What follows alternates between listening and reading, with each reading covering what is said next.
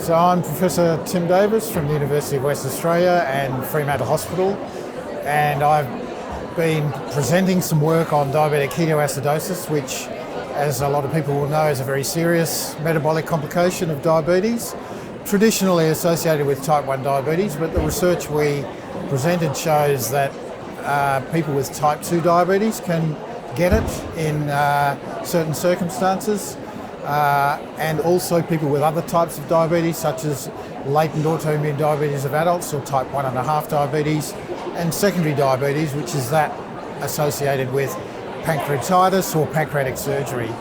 Our findings were that it's not common, so the incidence in our Fremantle population-based cohort was slightly under 3 cases per 1,000 patient years.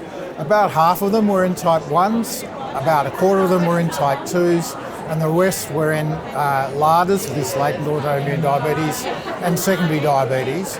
And the sort of people that are at risk with type 2 diabetes are those that are probably already on insulin because they don't have much beta cell function to produce insulin themselves. They're not well controlled, so their HbA1c levels are high. And interestingly, in our multivariable analysis where you adjust for things, we found that secondary diabetes was an important cause of DKA and associated with death, and that the only death we had was in a patient with secondary diabetes. So the overall conclusions were that it's not a common event, but it's serious. It can happen in types of diabetes other than type 1, that if you've got secondary diabetes, you may be particularly at risk because our highest rate was in that group, and that if you've got type 2 diabetes and you're already on insulin then and poorly controlled, then you're at risk.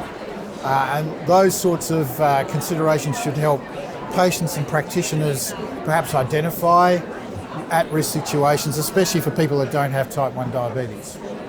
Well, we did the study before the SGLT2 inhibitor class of drugs became available. There's heightened awareness of diabetic ketoacidosis in type 2 diabetes because it's a recognised complication of this relatively new class of drugs.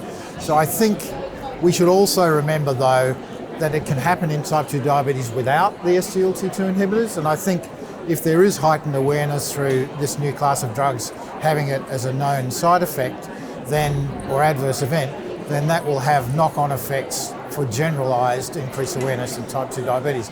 I should add that there is a study published recently that indicated that if you do have DKA in type 2 diabetes, then maybe management should be slightly different than in type 1. The patients who get DKA with type 2 diabetes need more fluid, more insulin and more potassium in their resuscitation. And so if practitioners are aware they're dealing with somebody with type 2 diabetes, they should bear that in mind when they're instituting initial management.